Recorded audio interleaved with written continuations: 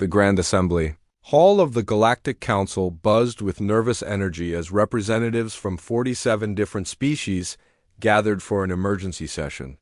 The massive chamber, carved from a single piece of crystalline rock on the neutral world of Nexus Prime, had witnessed many historic moments over the past 3 centuries. Today would be no different. Admiral Jake Morrison stood at the entrance, adjusting his blue uniform jacket as he surveyed the assembled crowd. At 52 years old, he had seen his share of diplomatic meetings, but none quite like this. The weight of humanity's first major military request to the Galactic Council pressed heavily on his shoulders. "They are all staring at us," whispered Commander Lisa Carter, his tactical officer.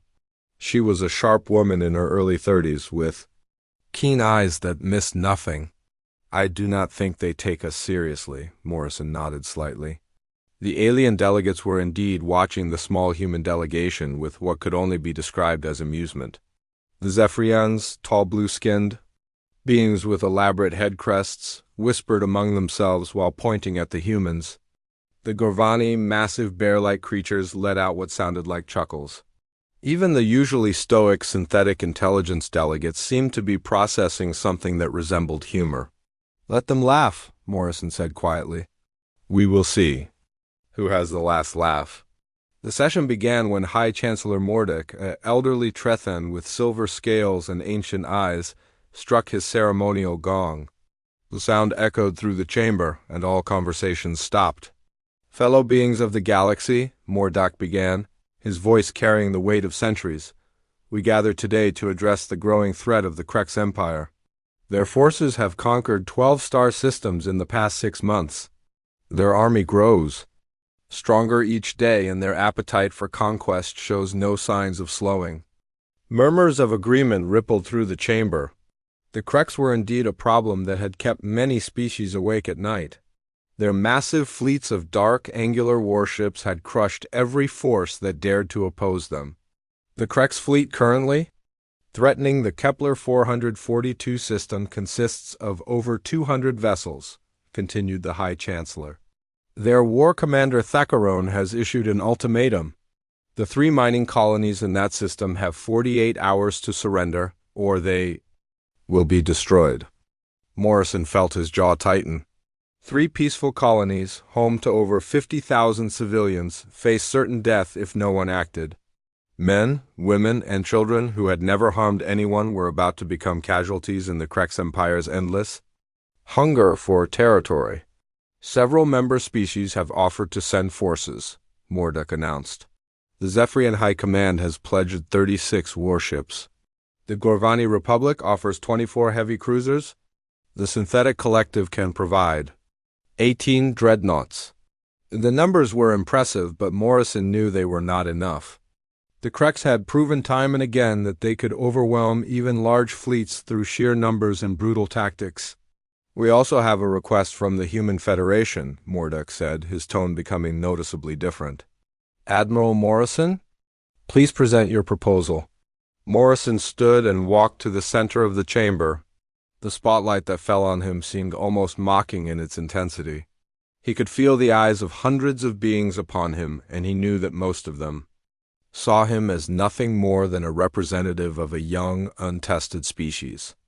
"Honorable delegates," Morrison began, his voice steady and clear, "humanity requests permission to engage the Krex forces at Kepler 442 with our available fleet." A moment of silence followed, and then the laughter began. It started as a low chuckle from the Zephyrian section, then spread like wildfire through the chamber. The Gorvani let out deep, rumbling laughs that shook the floor. Even some of the more reserved species allowed themselves small smiles. Commander Vexstar, the Zephyrian military representative, stood up. His blue skin seemed to glow with amusement, and his head crest flared with what Morrison recognized as condescension. "Forgive me, Admiral Morrison," Vexstar said, his voice dripping with barely contained laughter. "But exactly how many ships is humanity contributing to this vital mission?" Morrison kept his expression neutral. 12 vessels, Commander." The laughter erupted again, this time even louder. Several delegates were wiping tears from their eyes, or whatever passed for eyes in their species. The Gorvani ambassador actually slapped his knee, creating a sound like thunder. 12 ships? Vextar repeated, his voice rising with disbelief. 12 ships against a fleet of over 200 Krex warships? Admiral, are you perhaps confused about the scale of this conflict? Morrison allowed the laughter to continue for a few more seconds before speaking again. I understand the numbers, Commander. Our fleet consists of 1 flagship, 3 destroyers, 4 frigates, and 4 support vessels. Prime 9, the lead synthetic intelligence delegate, activated his speech synthesizer. Admiral Morrison, our analysis indicates that the average human vessel is approximately 60% smaller than standard galactic military designs. Your 12 ships represent less than 4% of the enemy's total tonnage. More laughter filled the chamber. Morrison noticed that Commander Carter's face had turned red with anger, but she remained silent as ordered. Furthermore, Prime 9 continued, human military technology is largely untested in major galactic conflicts. Your species has been part of the Galactic Council for only 23 years. The Krex Empire has been waging war for over 4 centuries. The Trethan delegate, General Sirmoth, stood up next. His reptilian features were twisted into what might have been a smile. Admiral Morrison, I mean no disrespect to your species, but perhaps humanity should focus on supporting roles in this conflict. Supply runs, medical aid, evacuation assistance. Leave the actual fighting to those with more experience. The chamber erupted in approving sounds from dozens of species. Morrison felt the weight of their dismissal, but he also felt something else. A cold, quiet anger that he had learned to control over his years in the military. We appreciate your concern, General, Morrison said calmly. However, humanity is committed to contributing to the defense of Kepler 442 in a combat role. Commander Lisa Carter stepped forward and activated a holographic display. The image showed the human fleet in formation, 12 ships that looked tiny compared to the massive Krex vessels shown for comparison. Our battle plan is straightforward, Carter began. We will engage the Krex fleet in direct combat while the larger Allied forces prepare for the main assault. The laughter was now almost constant. Several delegates were holding their sides, overcome with mirth at the sight of the small human ships. This is madness, declared the Gorvani ambassador. Those ships will be destroyed in minutes. The Krex will barely notice them. It is not madness, said Commander Vextar, still chuckling. It is comedy. Though I suppose we should admire the humans for their courage, even if it is foolish courage. Morrison listened to the mockery with growing determination. These beings saw only the size of human ships, the youth of human civilization, the apparent mismatch between his fleet and the Krex armada. They could not see what he saw. They could not understand what humanity had learned in its short but violent history. High Chancellor Morduk finally called for order. The Council will now vote on the human request. All in favor of allowing the Human Federation to engage the Krex forces? The vote was unanimous in favor, but Morrison knew it was not out of respect. It was because the delegates viewed the human fleet as either a harmless distraction or a noble sacrifice that might buy time for the real military forces to organize. As the session ended, Morrison heard fragments of conversation from the departing delegates. They were placing bets on how long the human fleet would last. The most optimistic estimate was 20 minutes. The most pessimistic was 3 minutes. Commander Carter walked beside him as they left the chamber. They have no idea what they are about to witness, she said quietly. Morrison nodded. No, they do not, but they will learn. The Krex will teach them about underestimating humanity, and we will teach them about the human way of war. Behind them, the laughter continued as the delegates filed out of the chamber, still amused by the thought of 12 tiny human ships challenging the might of the Krex Empire. None of them realized that they had just witnessed the last time anyone would laugh at a human fleet. The Kepler 442 system hung in space like a collection of precious gems scattered across black velvet. 3 planets orbited the orange dwarf star, each one home to peaceful mining colonies that had worked these worlds for over 30 years. The miners and their families had built good lives here, far from the politics and wars that seemed to consume the rest of the galaxy. Admiral Jake Morrison stood on the bridge of the UHS Defiance, watching the tactical display as his small fleet approached the system. The flagship was not impressive by galactic standards, only 400 meters long and bristling with what other species considered primitive weapons. But Morrison knew his ship better than most people knew their own homes. Contact bearing 2-7- Mark IV, announced Lieutenant Amy Walsh from the communications station. She was 26 years old, fresh from the academy, but her voice remained steady as she delivered the news they had all been expecting. Multiple large vessels. Admiral, they match Kreck's signatures, Morrison nodded grimly. Put it on screen. The main display flickered to life, showing a sight that would have made most spacers sick with fear. The Kreck's fleet hung in formation around the three planets like a pack of metal wolves surrounding their prey. The ships were massive, dark things that seemed to absorb light rather than reflect it. Each one was at least twice the size of the UHS Defiance, and some were 5 times larger. "Sweet Mother of God," whispered Captain Ben Rodriguez from the destroyer UHS Ranger. His voice crackled over the COM system as he got his first look at the enemy fleet. There are so many of them. Morrison counted the ships on his display. 214 vessels, just as the intelligence reports had indicated. Battleships, cruisers, destroyers, and support craft, all painted in the dark gray that had become the signature of Kreck's military might. At the center of the formation hung the flagship, a massive dreadnought that dwarfed everything around it. "Admiral, we are receiving a transmission from the Kreck's fleet," reported Lieutenant Walsh. "It is on an open channel." "Put it through," Morrison ordered, the bridge filled with a harsh, grating voice that spoke in heavily accented Standard Galactic. "Attention, insignificant vessels. This is War Commander Thackerone of the Krex Empire. You have entered a combat zone. Withdraw immediately or be destroyed." Morrison walked to the communication station and picked up the microphone. "War Commander Thackerone, this is Admiral Morrison of the Human Federation. We are here to ensure the safe evacuation of civilian populations from the 3 colonies." A sound that might have been laughter echoed from the speakers. "Humans? The Council sent humans? How amusing. Your tiny ships are not even worth the ammunition it would take to destroy them." The transmission cut off, leaving the bridge in silence. Morrison could see the tension in his crew's faces, but he also saw something else: determination. These men and women had volunteered for this mission knowing the odds. They understood what they were facing. "Captain Rodriguez, begin your reconnaissance." "Run," Morrison ordered. "I want to know everything about their formation, their ship types, and their deployment patterns." "Copy that, Admiral. Beginning approach now." The UHS Ranger broke formation and began a careful approach toward the Krex fleet.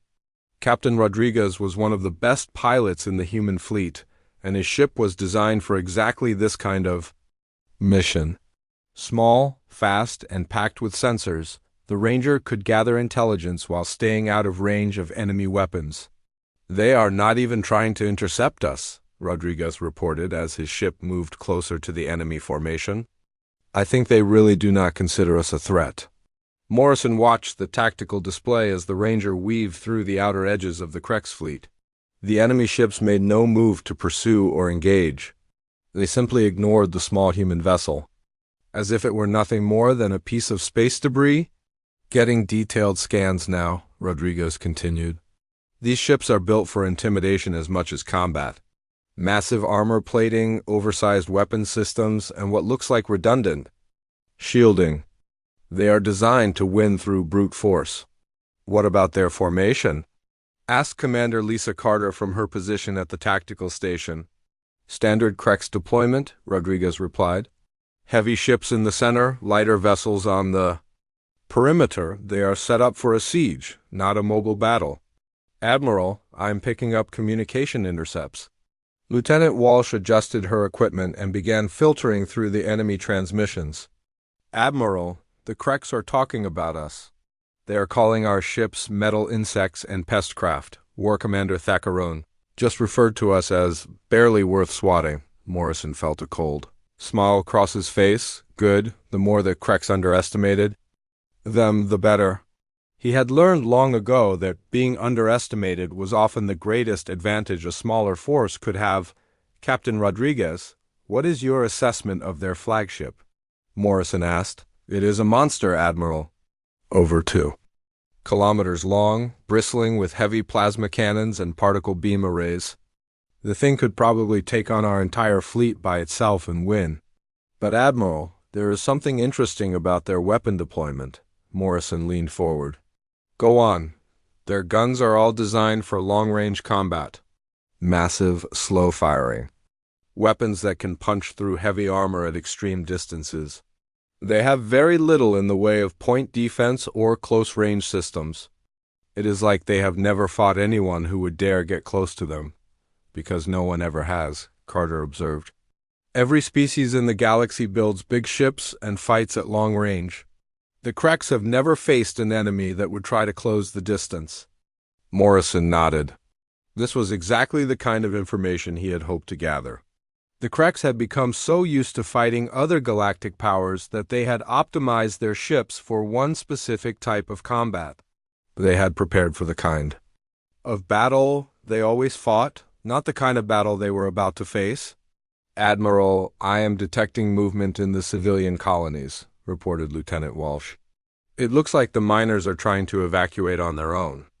They have about 20 small transport ships launching from the surface of the second planet. Morrison watched as the civilian vessels appeared on his display. They were tiny compared to the military ships, barely large enough to carry a few dozen people each. The miners were doing their best to save their families, but they were flying straight into the teeth of the Kreks fleet. War Commander Thackeron is hailing the civilian ships, Walsh announced. He is ordering them to return to the surface or be destroyed. The civilian ships stopped their flight toward the edge of the system. Morrison could only imagine the terror of the families aboard those vessels. They were trapped between the Kreks fleet and the surfaces of their worlds, with nowhere to run and no one to protect them. Admiral, came Rodriguez's voice over the comm. The Kreks flagship just powered up its main weapons. I think they are about to fire on the civilian ships. Morrison felt ice in his veins. The Kreks were about to murder innocent civilians just to make a point. Women and children who had never harmed anyone were about to die because an alien warlord wanted to demonstrate his power. All ships, this is Admiral Morrison, he said into the fleet communication system. Prepare for immediate combat operations. We are going to protect those civilians. Admiral, Carter said quietly, we are outnumbered nearly 20-1. Our ships are tiny compared to theirs. Are you sure about this? Morrison looked at the display showing the civilian ships frozen in space, helpless before the massive Kreks fleet. He thought about the laughter in the Galactic Council chamber, the dismissive comments about human courage being foolish courage. He thought about the families aboard those transport ships, waiting to see if anyone would stand up for them. Commander Carter signaled the fleet to assume attack formation. It is time to show the Kreks what happens when they threaten innocent people in front of humans. The 12 ships of the human fleet began to move, spreading out into a formation. That would have looked strange to any galactic military observer. Instead of forming a traditional battle line, they scattered across space like a pack of wolves preparing to hunt. Incoming transmission from the Kreks flagship, Walsh announced. Put it through, Morrison ordered. Thackeron's voice filled the bridge. Again, now tinged with what sounded like genuine amusement. Admiral Morrison, surely you are not planning to attack my fleet with those pitiful craft. One have 200 ships. You have 12? This is not courage, this is madness? Morrison picked up the microphone one more time. War Commander, you just threatened to fire on unarmed civilians. That changes everything. You are about to learn why the rest of the galaxy should never make that mistake when humans are watching. The transmission ended, leaving the bridge in tense silence. Morrison could see his crew preparing for battle, checking weapon systems and running final diagnostics. They knew the odds. They knew what they were facing. But they also knew that somewhere behind them, 20 civilian ships full of families were counting on them to stand between the innocent and the destroyers. "All ships report ready for combat," Carter announced. Morrison nodded and opened the fleet channel one more time. "All ships, this is Admiral Morrison. Today we write the first chapter in the galaxy's education about humanity. Show them what we are capable of." The first Krex cruiser to respond to the human attack was the Dominator, a massive vessel bristling with plasma cannons and particle beam arrays.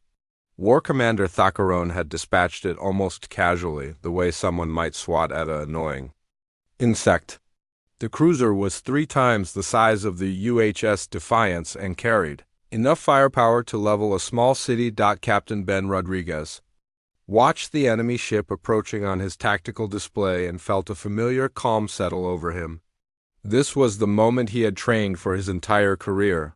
The UHS Ranger was built for exactly this kind of engagement, and Rodriguez knew his ship better than most people knew their own heartbeat. "Target acquired," announced his weapons officer, Lieutenant Carl Murphy. "Range is closing to optimal firing distance." Rodriguez studied the Krex cruiser as it lumbered toward them. The enemy ship was moving in a straight line, its massive guns tracking the small human destroyer with what seemed like lazy confidence. "The Krex captain probably thought this would be over in seconds. All weapons, prepare to fire," Rodriguez ordered. "But not yet. Let them get closer." On the bridge of the UHS Defiance, Admiral Morrison watched the engagement unfold with intense focus. This would be the first real test of human military technology against a major galactic power. Everything they had worked for, everything they had planned came down to the next few minutes. "The Dominator is charging its main plasma cannon," reported Commander Lisa Carter. "Power signature is off the charts. That thing could punch a hole through a moon," Morrison nodded grimly. The Krex weapon was indeed impressive, but it was also exactly what he had expected. Big, powerful, and designed for long-range combat against large, slow-moving targets. It was not designed for what was about to happen. "Captain Rodriguez, you are cleared to engage," Morrison said into his communicator. "Copy that, Admiral. Beginning attack run now." The UHS Ranger suddenly exploded into motion, its engines flaring, as it accelerated toward the Krex cruiser at a speed that would have been impossible for most galactic warships. The small destroyer moved like a bullet, cutting through space with precision that seemed almost supernatural. The Krex captain fired his main weapon when the Ranger was still at maximum range, sending a stream of superheated plasma racing toward the human ship. It was the kind of shot that would have vaporized any standard galactic vessel. But the Ranger was not a standard galactic vessel. Rodriguez pulled his ship into a spiraling dive that carried him under the plasma stream with meters to spare. The enemy weapon, so devastating at long range, was too slow to track a target moving at close quarters with such incredible speed. "Now," Rodriguez whispered, the Ranger's weapons opened fire, but they were unlike anything the Krex had ever seen. Instead of energy beams or plasma bolts, the human ship launched a series of tungsten rods accelerated to tremendous velocity by magnetic coils.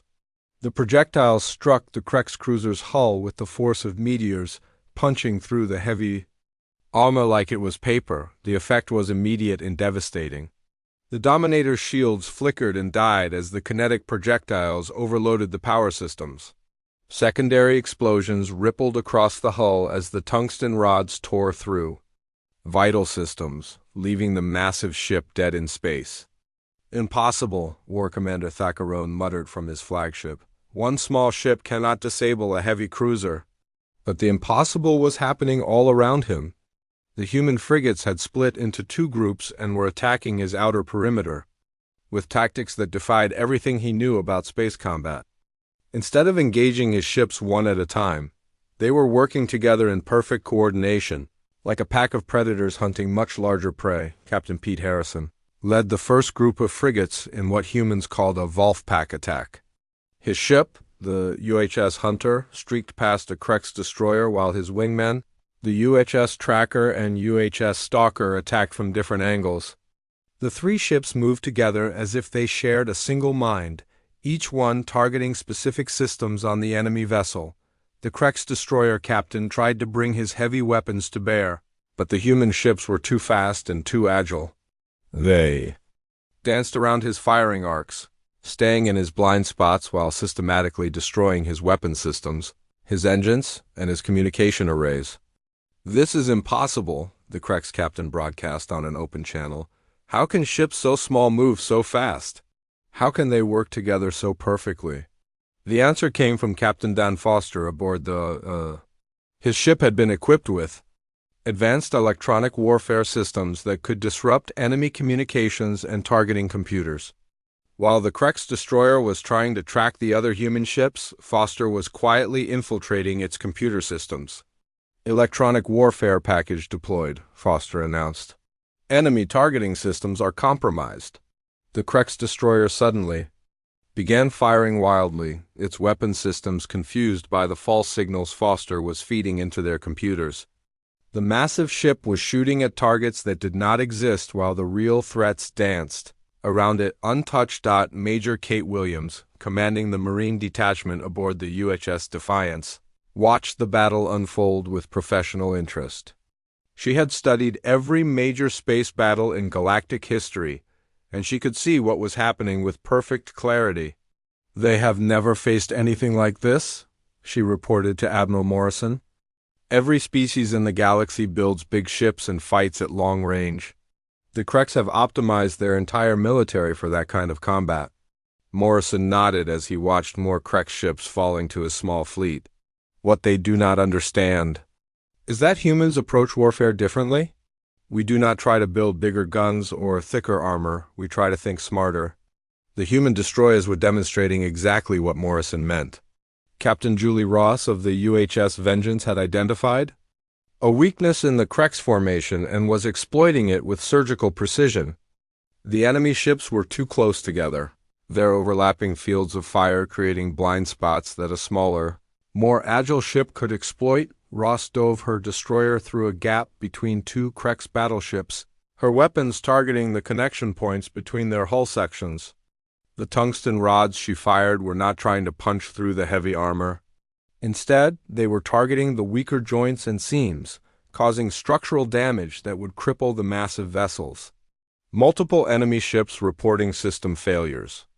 Lieutenant Amy Walsh announced from the communications station. "They are requesting assistance from their flagship." War Commander Thakarone was learning a harsh lesson about the difference between size and effectiveness. His fleet was powerful, but it was designed for a specific type of combat. The humans were fighting a completely different kind of war. "All ships, concentrate fire on the human flagship," Thakarone ordered. "Destroy their command ship and the rest will fall."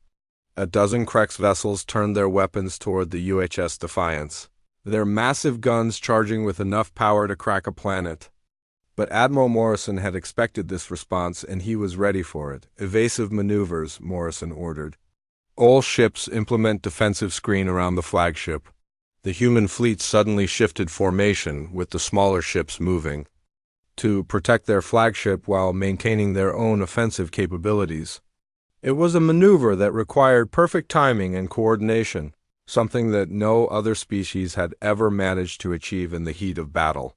The Krex weapons fired in unison, sending enough destructive energy to sterilize a continent racing toward the human flagship. But the UHS Defiance was not where it had been a moment before.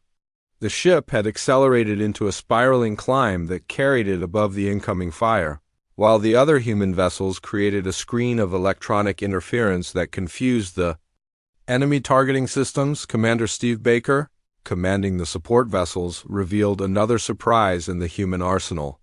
His ships launched clouds of tiny drones that spread across the battlefield like a metal swarm.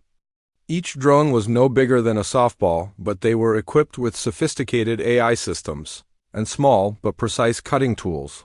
The drones attached themselves to the hulls of the Krex ships and began systematically destroying external systems. Communication arrays, sensor packages, weapon mounts, and engine components began failing all across the enemy fleet as the tiny machines went to work. "What are those things?" demanded a Krex captain as his ship's systems began shutting down one by one. "They are human ingenuity," Captain Baker replied over an open channel. "Each drone is programmed to identify and disable specific systems. They are too small for your weapons to target effectively, and there are thousands of them." The psychological impact of the drones was almost as devastating as their physical effect.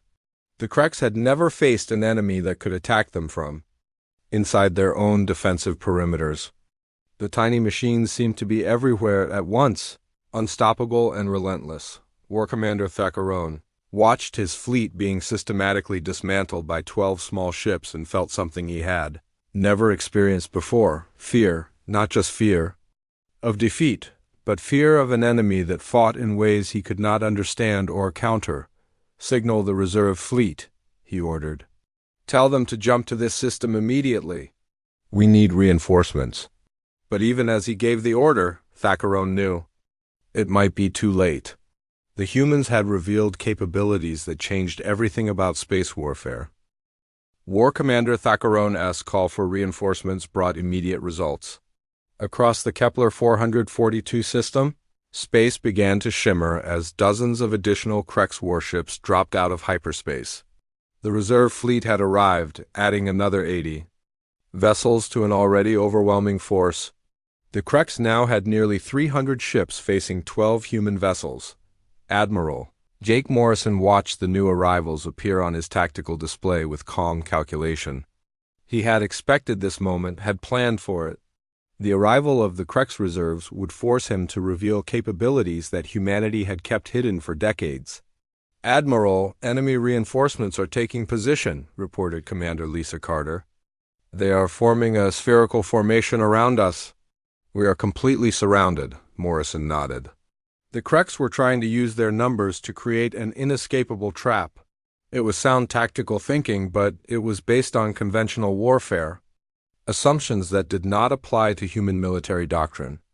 "Signal all ships," Morrison ordered. "Execute Plan Omega. It is time to show them what we are really capable of." Across the human fleet, captains received the signal they had been waiting for. Plan Omega was the most closely guarded secret in human military planning, a tactical doctrine developed specifically for fighting vastly superior numbers. No other species in the galaxy had ever seen anything like it. Captain Ben Rodriguez aboard the UHS Ranger was the first to implement the new tactics. His ship suddenly changed its entire combat profile, revealing weapon systems that had been hidden beneath retractable hull panels. The destroyer tripled its firepower in seconds, launching waves of guided missiles that split into dozens of smaller warheads as they approached their targets. "Multiple missile contacts," announced a panicked Krex captain as his sensors tried to track the incoming swarm. "I count over 200 projectiles from a single human ship. How is this possible?" The answer was human engineering at its finest. Each missile carried a cluster of intelligent submunitions that could select their own targets and coordinate their attacks. What appeared to be one weapon was actually a sophisticated network of autonomous systems working together. "War Commander." Thackeron watched in growing alarm as his reinforced fleet began to take heavy casualties. The human ships were not just fighting harder, they were fighting differently. They had revealed new weapons, new tactics, and new levels of coordination that made his numerical advantage meaningless. They were holding back, Thackeron realized with growing horror. The first engagement was not their full capability, they were testing us. The truth was even worse than he imagined. Captain Julie Ross of the UHS Vengeance demonstrated the next level of human warfare by launching what appeared to be a suicidal attack run directly at the Krex flagship. Her destroyer accelerated toward the massive dreadnought at maximum speed, ignoring the wall of defensive fire that erupted from its weapons. "Human vessel is on a collision course," reported Thackeron's tactical officer. "They are going to ram us." But Captain Ross had no intention of ramming anything. At the last possible moment, she executed a maneuver that violated everything the Krex knew about physics and engineering. The U.S. Vengeance used the flagship's own gravity well to slingshot around the massive vessel, gaining speed while simultaneously launching a full spread of kinetic projectiles at point-blank range. The tungsten rods punched through the flagship's rear armor, the one area that was not designed to withstand heavy fire. Secondary explosions rippled through the dreadnought's engine compartments as the projectiles tore through vital systems. Impossible, Thakaron gasped as his ship shuddered under the impact. No ship can maneuver like that. The gravitational forces would tear any vessel apart. What Thakaron did not understand was that human ships were built differently from the massive, heavily armored vessels favored by other species. Human engineers had sacrificed some protection for incredible structural strength and flexibility. Their ships could withstand maneuvers that would destroy any other vessel in the galaxy. Captain Pete Harrison and his frigate group demonstrated another human innovation as they engaged a cluster of Krex cruisers. Instead of attacking the enemy ships directly, they began broadcasting something that no Krex had ever heard before in a combat situation: music. The sound that filled the communication channels was aggressive, driving with a rhythm that seemed to pulse in time with the human attack patterns. It was human war music, designed to coordinate attacks and demoralize enemies. "What is that noise?" demanded a Krex captain as the strange sounds filled his bridge. "It is psychological warfare," replied Major Kate Williams from the UHS Defiance. "And it is working." The music was indeed having an effect on the Krex crews. The alien warriors were used to the silence of space combat, broken only by tactical communications and weapons fire. The driving rhythms and aggressive tones of human music created a sense of unease and confusion that affected their combat effectiveness, but the music served another purpose. Captain Dan Foster of the UHS Stalker used the audio broadcast to mask his electronic warfare attacks. While the enemy was distracted by the strange sounds, Foster was quietly infiltrating their computer systems and turning their own weapons against them. "Multiple Krex vessels are firing on their own ships," reported Lieutenant Amy Walsh from her communications station. "Their targeting systems have been compromised." The sight of Krex ships attacking each other sent waves of panic through the enemy fleet. Thakaron's carefully organized formation began to break down as captains tried to avoid friendly fire while still engaging the human vessels. Commander Steve Baker and his support ships revealed the final surprise in the human arsenal. The vessels that the Krex had dismissed as non-combat units suddenly bristled with hidden weapons.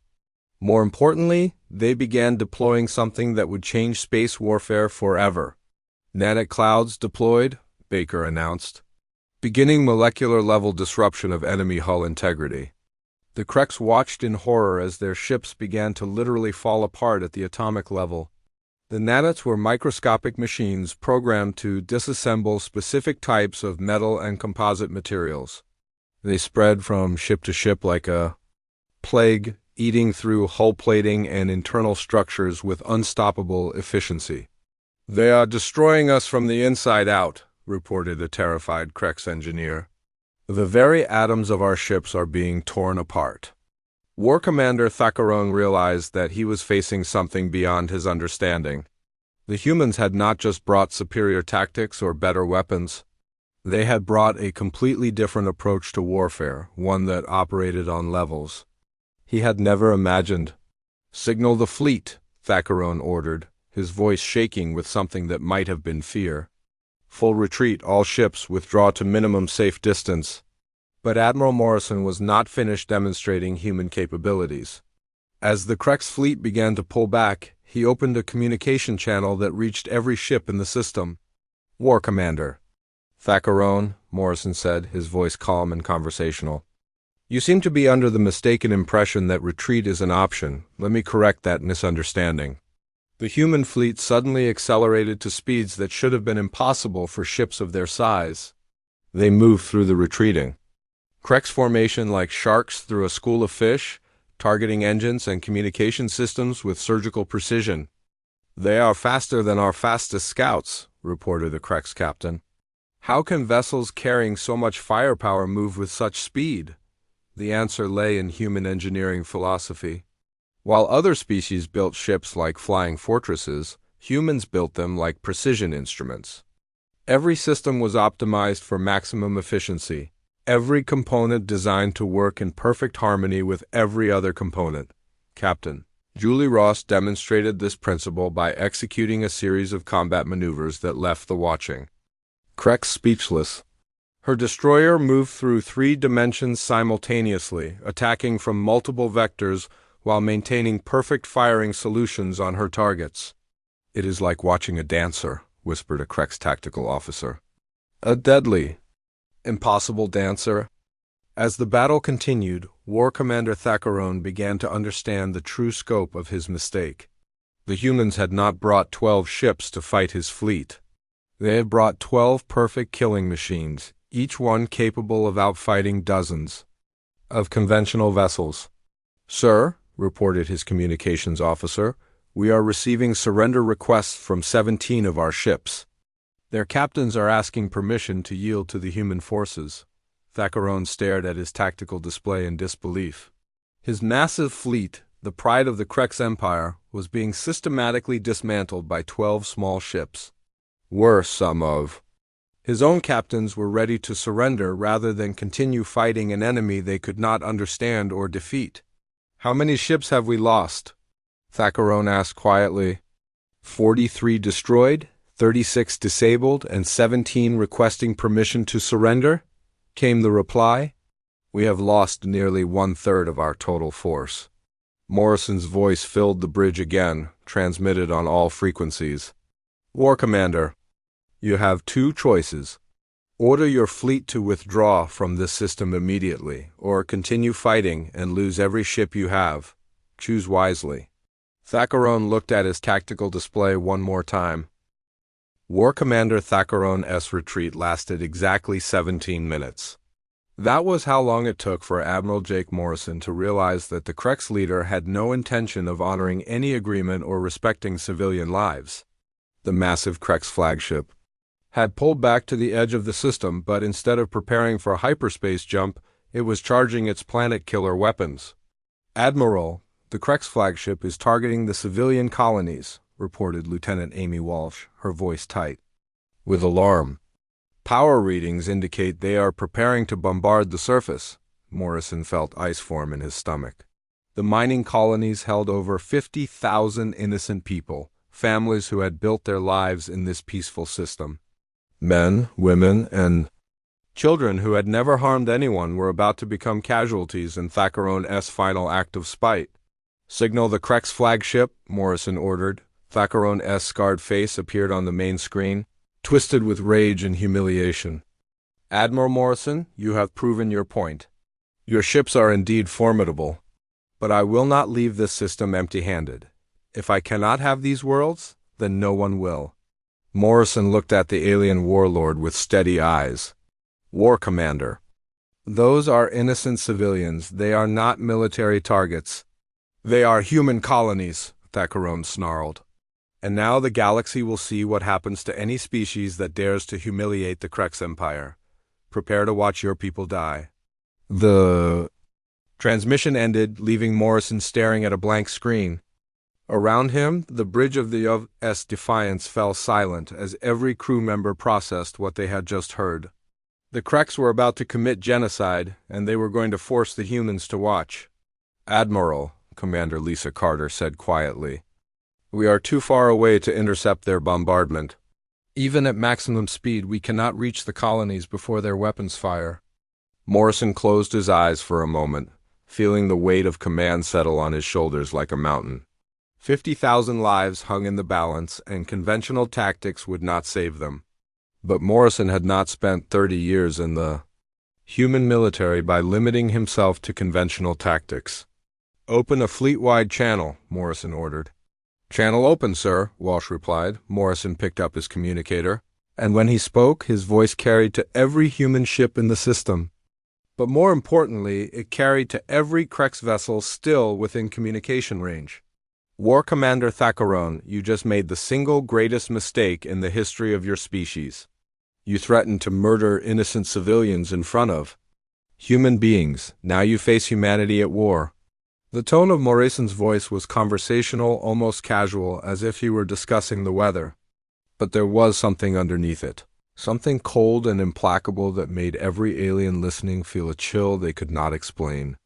"All ships," Morrison continued, "implement Protocol 7. Full war authorization is now in effect." Across the human fleet, something fundamental changed. The ships that had been impressive before suddenly became something else entirely. Hidden panels slid open, revealing weapon systems that dwarfed anything they had shown so far.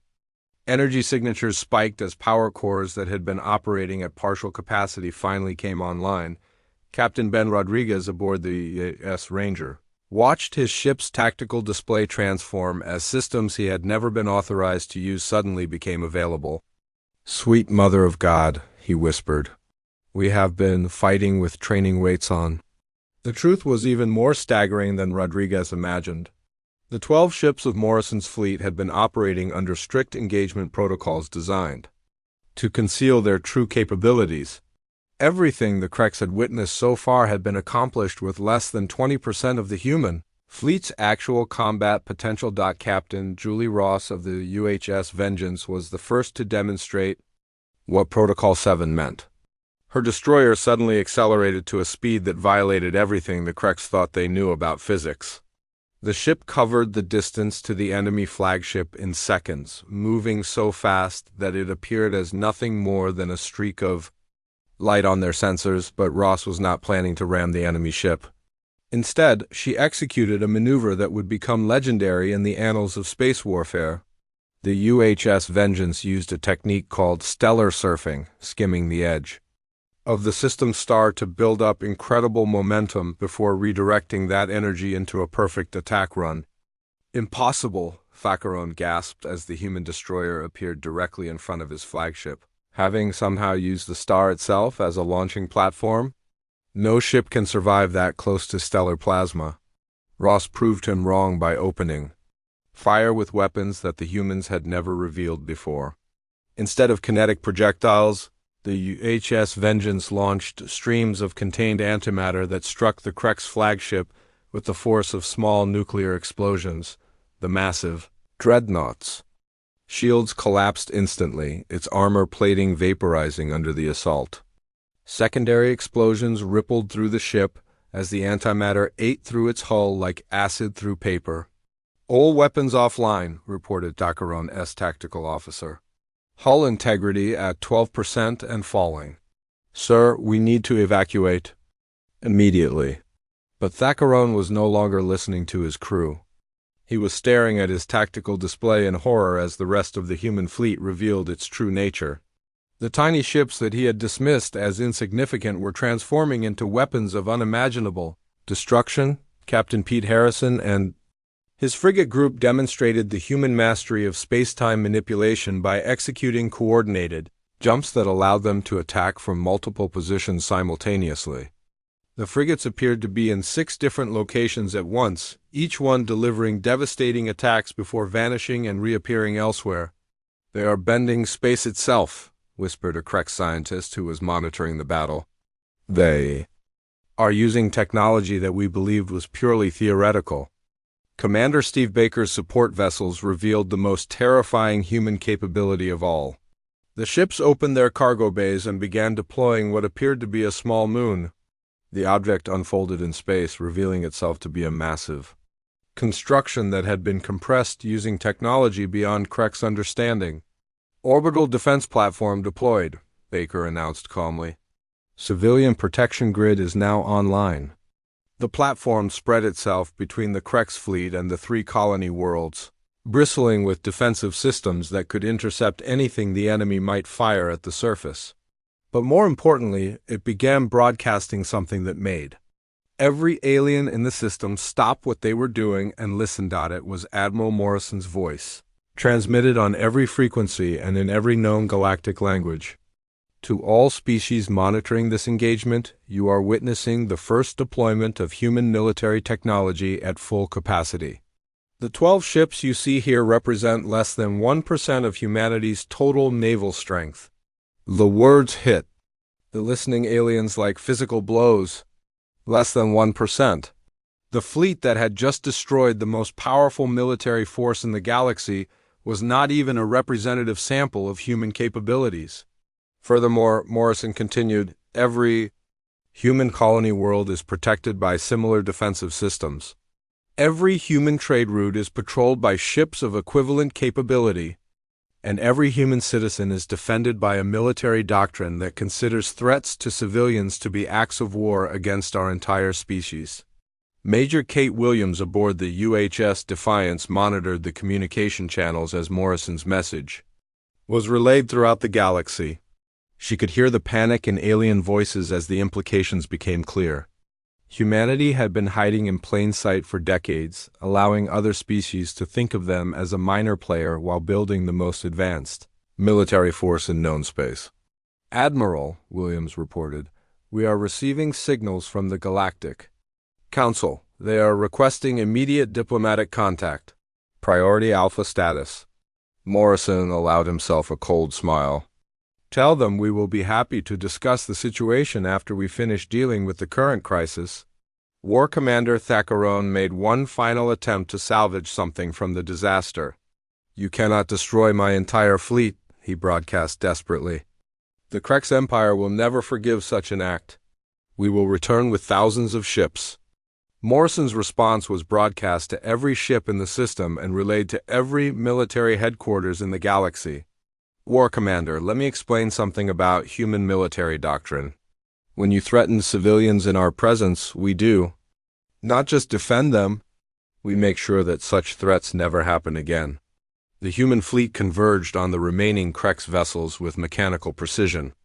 But instead of destroying them, they began implementing something far more psychologically devastating. They systematically disabled every weapon, every engine, every communication system, leaving the enemy ships helpless but intact. You will return to your empire, Morrison announced, but not as conquerors. You will return as a message. You will tell your leaders that humanity is no longer a species that can be threatened with impunity. You will explain that our tiny fleet was just a glimpse of our true capabilities. As the human ships herded the crippled Krex vessels toward the edge of the system, Morrison opened one final communication channel. This one was directed not at the enemy, but at the galaxy itself.